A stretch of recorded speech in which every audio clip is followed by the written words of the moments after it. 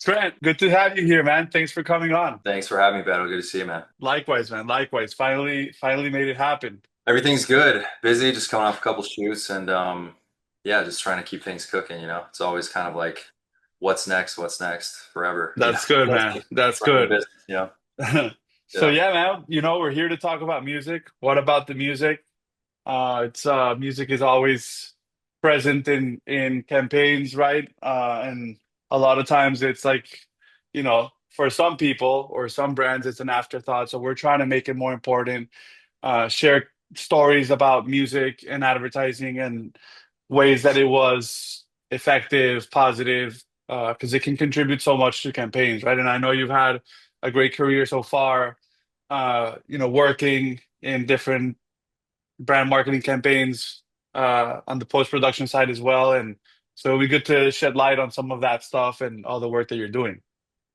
Yeah, man. Music has and obviously we can get further into this, but yeah, music has always been kind of at the center of like everything for me. So I think I was telling you last time we talked, it's just cool to be on a podcast where it's music and it's kind of like the main focus because that's like my favorite thing in life. So the Yeah, opportunity to get into my other work is kind of like my favorite part about it. love to hear it, man. Love to hear. How did you get started? Like, wait, if we go back to the early days, how A did you get rec into this type of work? like well, I guess real quick, my kind of to tie it back to music, I made music my whole life kind of. Like I used to make music with my older brother at our house. We were like bedroom producers when I was like 13. And so like that kind of process of producing and sequencing, for whatever reason, I think later down the line, it just naturally led me to editing and sound design and all those things. It just kind of like a natural progression. I went to film school and all that stuff. So fast forward years later, my co-founder, Jack Jensen, we found ourselves as roommates in an apartment. And we had both worked at agencies and just decided we wanted to try to start our own thing. It's about 10 years ago. And we had no idea we were doing at first, but eventually made some of our own content, funded a bunch of our own projects, eventually got into some backroom pitches in the back of a hotel and got one little project and just kind of scaled it up from there. And then before you know it, we were working on New Balance and stuff. So Yeah. it was a And cool. so you went to film school. Did you always know that you want to be like, and you mentioned that, you've been into music from an early age and, you're a musician as well. You play an instrument? Piano, yeah. Piano, right. So like, but you've always been into the arts and to music and I guess film as well. Definitely. I was always into music and acting, actually. It was what I was into when I was younger. But I think as I got older, I just sort of chose a slightly more practical path for myself, but have been able to incorporate those things little by little as I've gotten a bit more Yeah. successful in these Yeah, ventures. we share some of that because I'm also a musician, uh and but obviously like now obviously you have to make sure that you have a business also, right? So Yeah. music for me has become some sort of a hobby, at least like when it comes to producing music or playing instruments, right? And yeah, I mean I also had my college roommate was one of the co-founders of SoStereo, so like we share that we That's have so great, dude. I didn't know that. right. That's so funny. Yeah. Yeah. So but we share that, man. But it's good. And so yeah, man, obviously like you are at the rec league. So tell us a little bit more. So you and Jack started the rec league Yeah. alongside with Scott as well. Yeah, Scott came on as a partner a few years later. Sort of, we were the initial kind of core three leadership of the company. Scott had a background at ESPN. That's where he was at on the client side for a long time. So he was actually, Jack was a writer, creative director at 72, and then he went to RGA and he ran Nike basketball there. They had a Nike basketball contingent at RGA they were doing. He did a really cool campaign with Kyrie Irving. So he was doing a lot of cool stuff. I was freelance editing. I was at Comedy Central back in the day, so we were kind of moonlighting, starting up Rec League.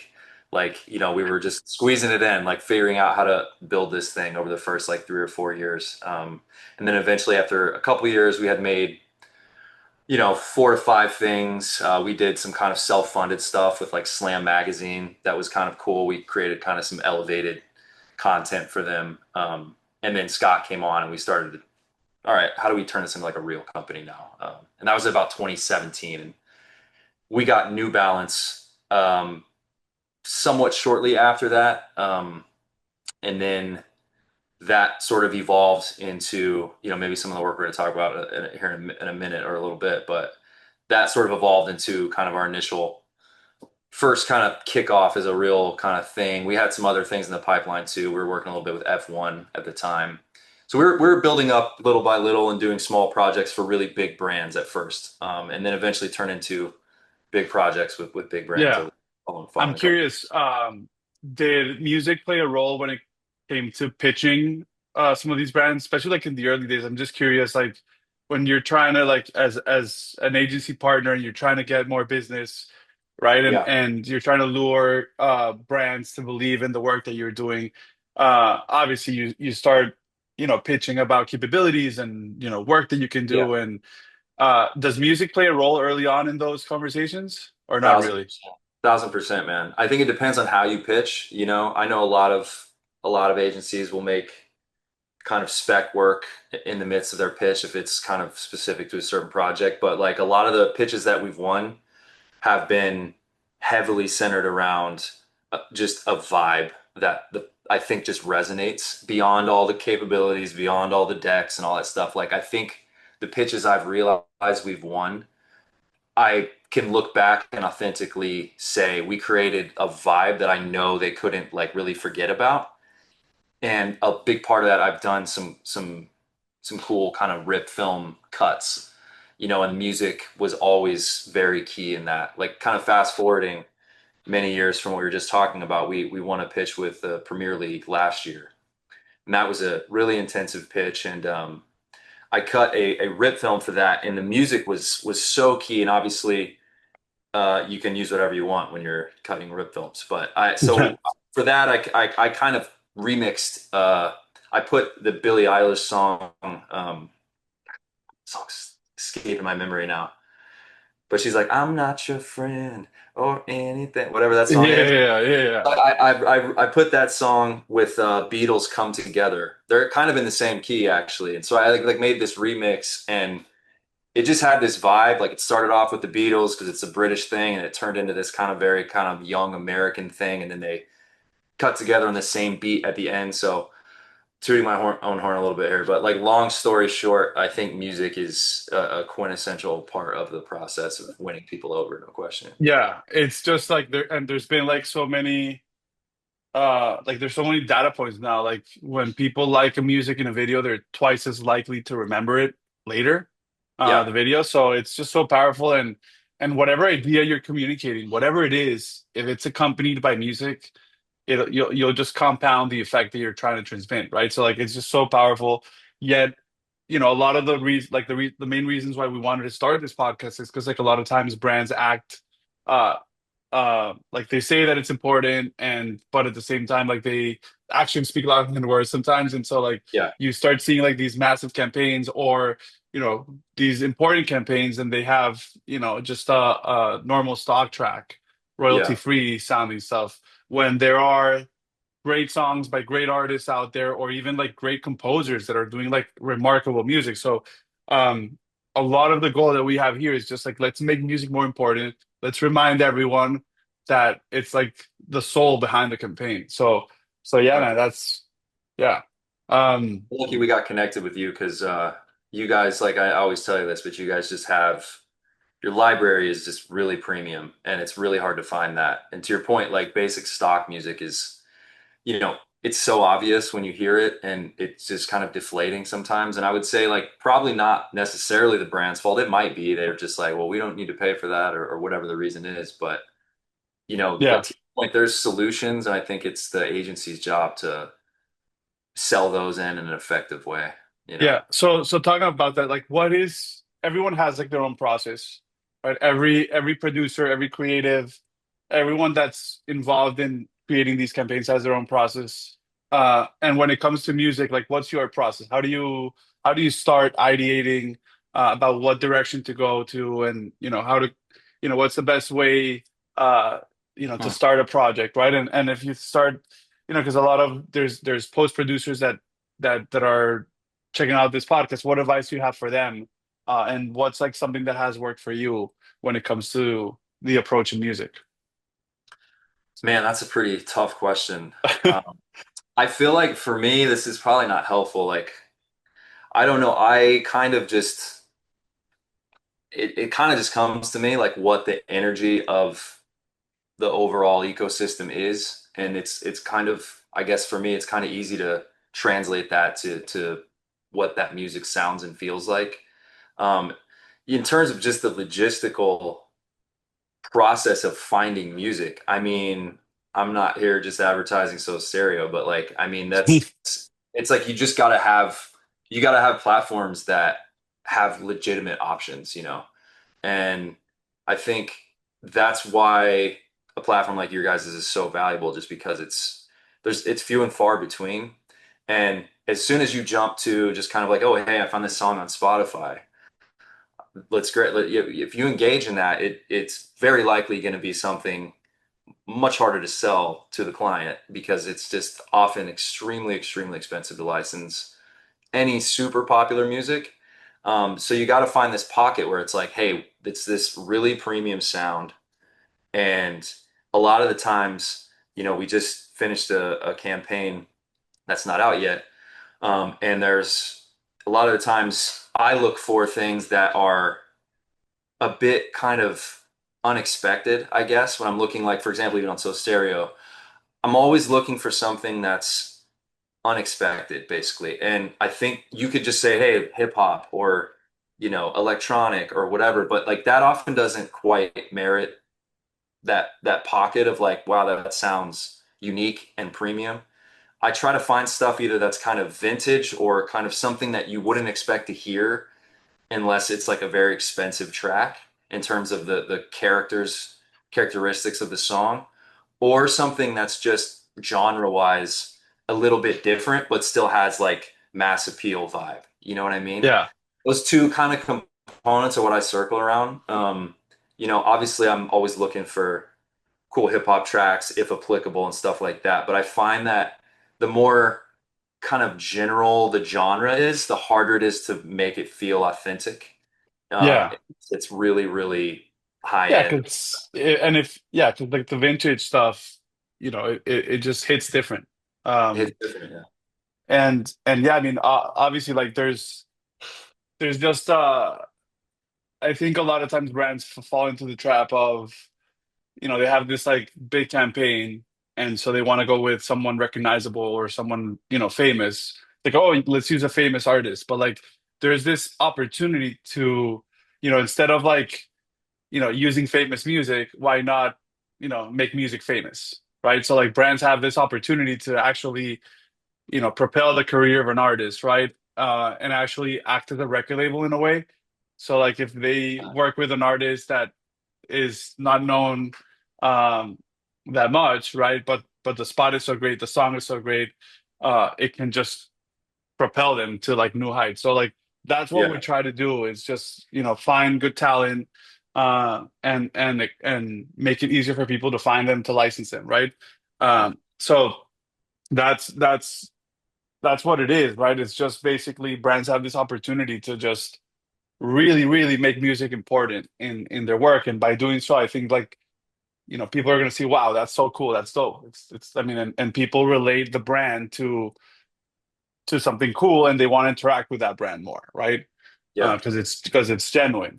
Um, but yeah, Yeah. I mean, talk about yeah.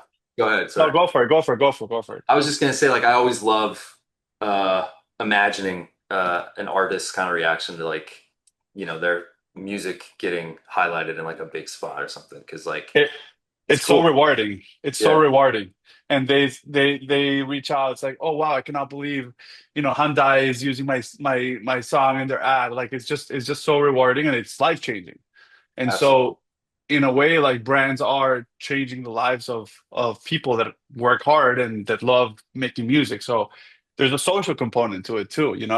Um, Mhm. so yeah, man, and I mean, you've been a part of some great campaigns, and I just love how you guys prioritize music in the work that you do, and you always find a way to make it important, even if it's an online social campaign, right? You always try to find a way for it to be like a very important element.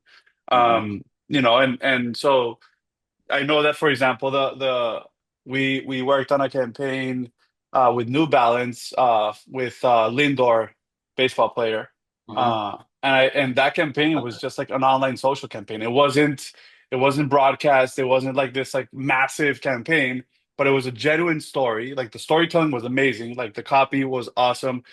The way it was shot, the setting, and Yep. just the music was so good. So like let's talk about that campaign because I think that campaign just is a good example of proving that just something that is not geared for a massive media buy or a massive like TV broadcast campaign can still be with like amazing music. 100%. Yeah, the music in that was like I couldn't believe I found that, you know. It had everything I wanted. It was basically exactly what I was envisioning, and it was this Cuban hip hop artist El Individuo, which you know obviously, and he has this really cool kind of Latin classic kind of intro that's very vintage sounding, and then it launches into this really dope hip hop track, and then this guy is just it's a really poetic song too. Like it just matches the energy of the storytelling, which was that campaign was kind of it was a bit of a hybrid. There was kind of one part of it was we went down to his Francisco Lindor's kind of academy where he trains at in Orlando, and we shot kind of practice stuff there, some kind of cool portrait product stuff, and then we also went up to New York in season where he lives in this insane apartment on the Upper East Side, and I just got to sit down with him, myself and Sean Sweeney, the other client from New Balance. We just sit down with him and interviewed him. And the dialogue, his voiceover from the spot just came out of that interview. It was just kind of me cutting the spot and finding that kind of story, what stuck out most. And he had this line where he was saying, I feel like my life's like a movie and I can't hit pause. I can't go back. And like I just found that to be so it just gave me the goosebumps, you know? So like I know Yeah, that I was actually gonna call out that line. yeah. It's like I it's remember like, I and I was sitting in the room with Sean when he said it and we both looked at each other and were like, damn, that was a good that was a good line.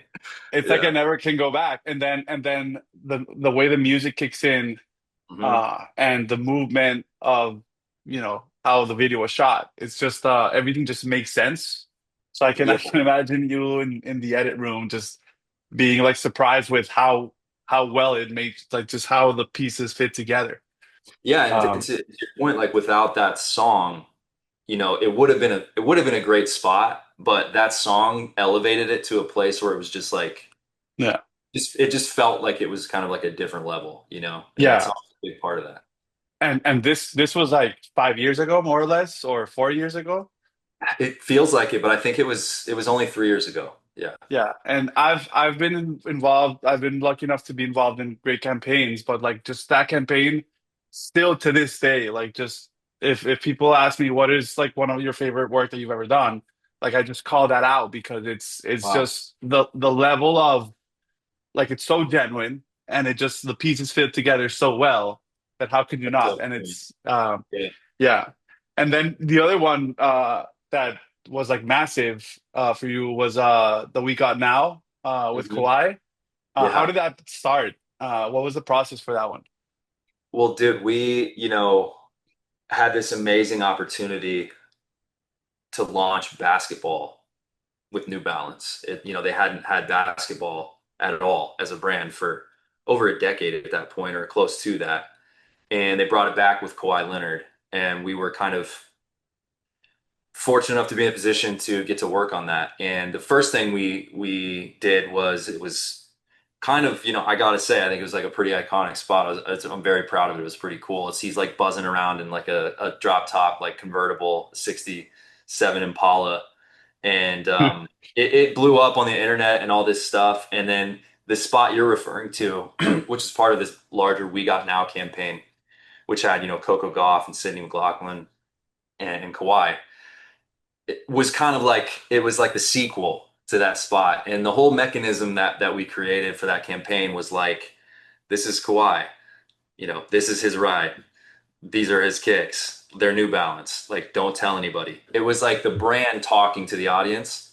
And the thing there is that, because Kawhi's like a very quiet dude, and you try to make an ad with him and make him all cool and assertive and stuff. It's just not, it doesn't work. Yeah. So that was kind of the math we had created by that point. So when we got to doing this spot, um, we were like, all right, the last spot was kind of big, and it had this very unique, catchy quality to it that everyone's talking about. And Kawhi's this mysterious character. Let's just lean further into that. And so we shot actually in this little high school auditorium here in LA, not far from my house, actually, in Westchester. And we just lit it really dark. And I had heard at some point, or maybe Jack had heard that Kawhi likes the piano or something. I think it was like just an off the cuff, like something we saw. I don't know. And I have a piano in my garage. It's like this old, like white upright Samick piano. And I was just like sitting there one day and I was just like playing it. And I had this little riff. Dun, dun, dun, dun, dun. And I was like, I don't know, something kind of cool about that. And so we kind of pitched it to New Balance, but it was more like, hey, we're gonna do this thing. He's gonna be playing the piano. They're like, all right, well, we trust you. Like they really trusted us. And so when Kawhi was there, I was kind of trying to teach him how to play it. It's like a 2 octave thing, pretty simple. He was kind of in there. We had a hand double. I'm revealing that for the first time ever. Um, but yeah, so we painted Kawhi as You this need kind of you need mastermind. big hands for the hand double. Yeah, no, we had a guy that was, I guess, somewhat comparable, but so anyway, shot it, kind of faked it, painted Kawhi as this kind of mastermind. It was lit all dark, and so I co-composed the track. I should give the I would say the real composer a lot of credit here. This guy Joseph Seif, who's a classically trained pianist, is incredibly talented. So I wrote that riff and kind of collaborated with him. He came in and played like a classical extension of it, and then that kind of became the spot kind of launches into this very intense kind of villainous classical song that supports the vibe and stuff while we're putting this text on screen. Yeah. That's awesome. And was it like an easy sell to the brand in the sense of like the music and It's funny, dude. They were like, so like, what is he going to be playing again? And we were like, well, we have this riff and we kind of talked about it with them. And I got in and then when we were on set, I had the classical pianist come in and just like riff off of it. And they were like, okay, we can find something here. yeah. And then I got into the edit and I added kind of like a drum track a little bit below it that builds and it just kind of creates this crescendo to the ending, basically. So Yeah. selling it was a little bit complicated. We kind of snuck our way into it basically, but they trusted us and we had a really good relationship, so it I mean, worked out well. that's the key word, trust, right? And so Yeah. because a lot of times agencies have great ideas, and a brand can decide to just not move forward with it for many types of reasons. So Hmm. there's so many projects that have like these awesome ideas, but they get shut down for many reasons. So it's just that trust, right, between a brand and an agency that just makes it all work. It's So everything, man. It's everything. it's everything. If you don't have trust with your client, if your client doesn't trust you, it's just doesn't work. Yeah, and when it comes to music, like the brand always needs to like give a lot of the final approval, Totally. because music is it's subjective, but it's a key communicator, and so the brand wants to be involved with that. So I think there's that always, yeah. there's something objective about it too, though. Like you said with that Lindor thing, it's like when it's hitting right, I think everyone knows it. You know? There's like a feeling of people can tell if it feels genuine or not. If it Yeah, feels like two on the nose or forced, like people sort of can tell. yeah, they definitely can. I think that's something, I don't know if that's human nature or what it is, but there's something there that everyone kind of latches onto. Yeah, yeah. Changing gears, you're working on a new campaign for number 47 brands. Yeah, yeah, It's 47, yeah. it's coming out soon, or it's maybe already out. Yeah, Yeah. went to Talk top about probably. that campaign. How did that campaign come to be? What's it about? Yeah, so What it's was the music like? it's 47, and they have a collab that they are bringing back. That's kind of like um, it's a cool thing that a lot of people that are kind of fanatics with like hat releases and collabs have been waiting for. I think it's with Carhartt. So they do this collab with Carhartt, and it's an MLB series, but they're gonna release.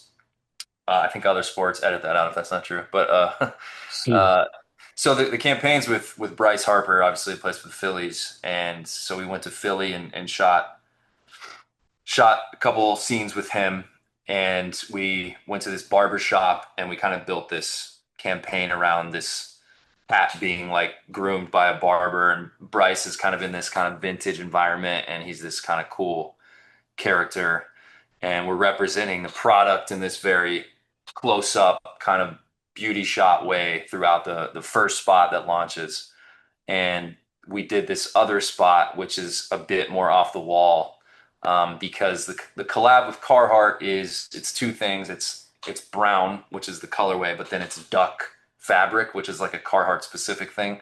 So Bryce is like a big hunter, and he's into like kind of like outdoorsman stuff. And so we thought it'd be funny if Bryce blew like a duck call at the start of the spot. And so he steps out, the spot opens where he steps out of this barber shop, and the camera flies in, and he blows this duck call, and it's got a little 47 logo on it. It's a little Easter egg.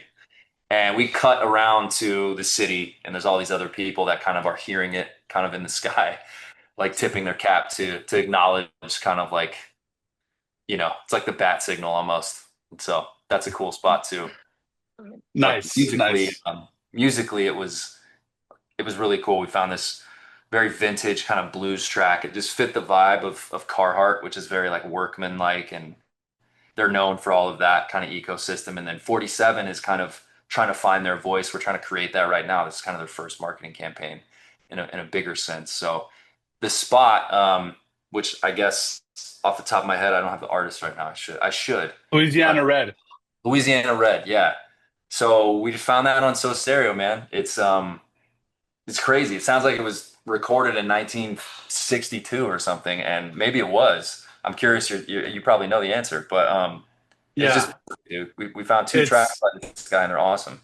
yeah, shout out to Good Time Records. Okay. It's a gold mine. And they're just a great partner to collaborate with. And it's working with people like that, right? There's so much talent out there. Um, so many people making great music, and they're just out there, right? And so that's we're trying to build this place where people can trust to go, and it's reliable to find those gems. Um, so yeah, I mean, it's music is the gift that keeps on giving. So brands should tap into that, right? Uh, You definitely built it, man. You definitely built that. no, I mean, slowly but surely. The Yeah. other one that I want to discuss, um, is the you mentioned it earlier, Premier League, Yeah. for Premier League here in the US. This awesome campaign, um, Thanks, man. which I can't remember his name, Will Poulter but was the actor in it. yes, yes, Yeah. he was in the one of the epic movies of all time. That scene that I'll never forget. You know what Yeah. I'm? I do.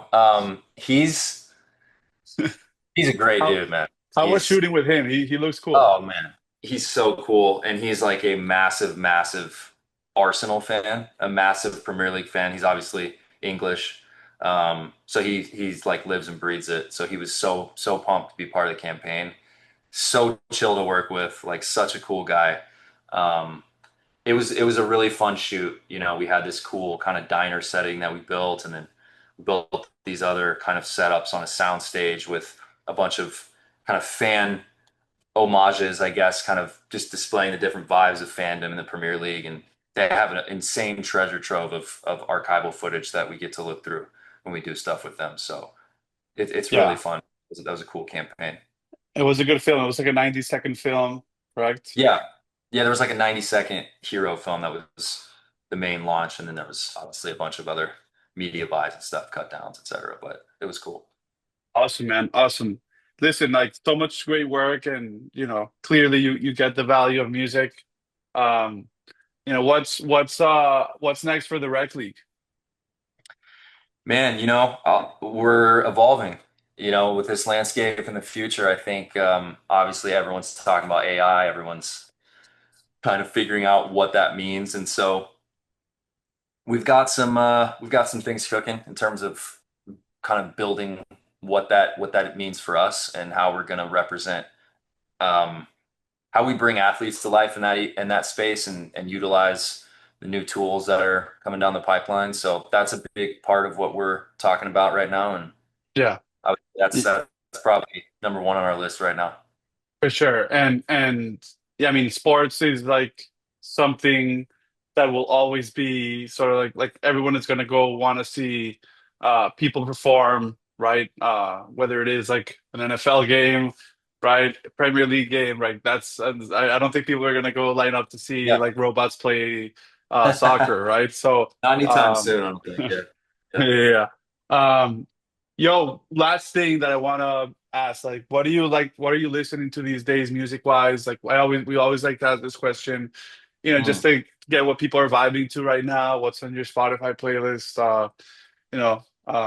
What type of music are you listening to these days?